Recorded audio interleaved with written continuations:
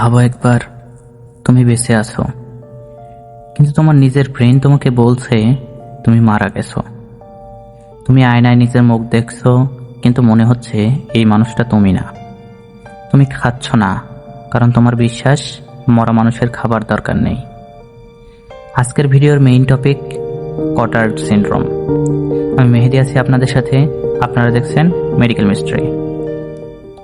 এই কন্ডিশনকে অনেকে বলে ওয়াকিং ডেড সিনড্রোম, কারণ এখানে মানুষ নিজেকে জীবিত নয়, মৃত মনে করে। চলো শুরু করি একটা সত্য ঘটনার মাধ্যমে। সময়টা 19 শতকের শেষ ভাগ, ফ্রান্স। একজন মহিলা ডাক্তারের কাছে এসে খুব শান্ত গলায় বলেন, আমার ব্রেন নেই।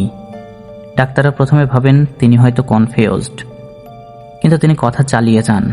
তিনি বলেন তার নার্ভ নেই, তার বুকের ভেতরে কিছুই নেই, তার ব্লাড নেই, তার কোনো সেন্সেশন নেই। সবশেষে বলেন আমি মারা গেছি। তিনি খাবার খেতে অস্বীকার করেন, কারণ তার যুক্তি খুব সিম্পল, মরা মানুষের খাওয়ার দরকার নেই। ডাক্তাররা বোঝানোর চেষ্টা করেন, তার পালস দেখান, তার শরীরের প্রতিক্রিয়া দেখান, কিন্তু তিনি বলেন এই শরীরটা আমার না। কয়েক মাসের মধ্যে তিনি পুরোপুরি খাওয়া বন্ধ করে দেন। শেষ পর্যন্ত তিনি স্টারভেশনে মারা যান। এই কেসটা অবজার্ভ করেন একজন নিউরোলজিস্ট। এই ঘটনার পরেই এই কন্ডিশনের নাম দেওয়া হয় কটার্ড সিনড্রোম। এখন আসি মডার্ন টাইমে। একজন ইয়াং ম্যান হঠাৎ বিশ্বাস করতে শুরু করেন তার শরীর পচে যাচ্ছে। তিনি শাওয়ার নিতেন না, কারণ তার মতে পচা শরীর পরিষ্কার করা যায় না। তিনি বলেন তার হার্ট বিট করছে না।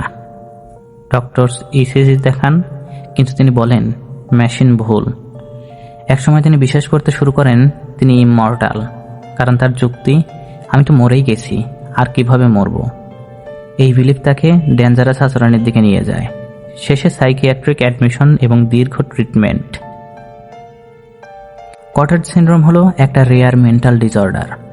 এখানে মানুষ বিশ্বাস করে সে মারা গেছে, তার শরীরের অংশ নেই, তার অর্গানস কাজ করছে না, অথবা সে আদৌ এক্সিস্ট করে না। কিছু মানুষ বলে তারা ঘোস্ট, কেউ বলে তারা এমটি শেল। সবচেয়ে এক্সট্রিম কেসে পেশেন্ট বলে আমি নেই। এটা শুধু স্যাডনেস না, এটা রিয়েলিটির সম্পূর্ণ ভাঙন। এই সিনড্রোমের সিমটমস শুধু কথা না, বিহেভিয়ারে স্পষ্ট দেখা যায়।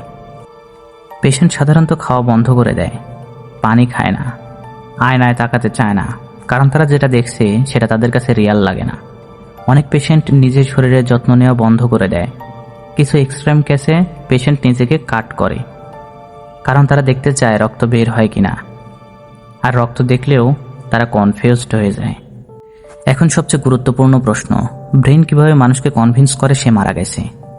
আমাদের ব্রেনে দুইটা সিস্টেম একসাথে কাজ করে। প্রথমটা রিকগনিশন সিস্টেম, তুমি আয়নায় নিজের মুখ দেখলে ব্রেন বলে এটা আমি।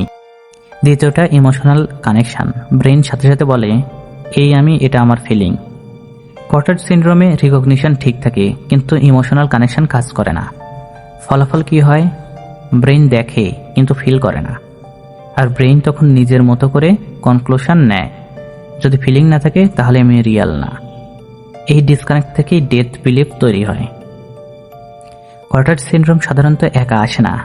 এটা দেখা যায় severe depression, schizophrenia, bipolar disorder, stroke, brain injury, dementia, বিশেষ করে রাইট সাইড ব্রেন ড্যামেজ হলে রিস্ক অনেক বেড়ে যায়। এর ট্রিটমেন্ট কি? এখন সবচেয়ে জরুরি প্রশ্ন, এটা ট্রিটমেন্ট আছে কি? উত্তর হ্যাঁ আছে। ট্রিটমেন্ট সহজ না, কিন্তু পসিবল। ডক্টর সাধারণত দেন অ্যান্টিডিপ্রেসেন্ট, অ্যান্টিসাইকোটিক মেডিসিন। কিছু সিভিয়ার কেসে ইসিটি ব্যবহার করা হয়। ইসিটি শুনতে ভয়ঙ্কর, কিন্তু এটা কন্ট্রোলড মেডিকেল ট্রিটমেন্ট। অনেক পেশেন্ট ইসিটি এর পরে বলে আমি আবার নিজেকে অনুভব করছি।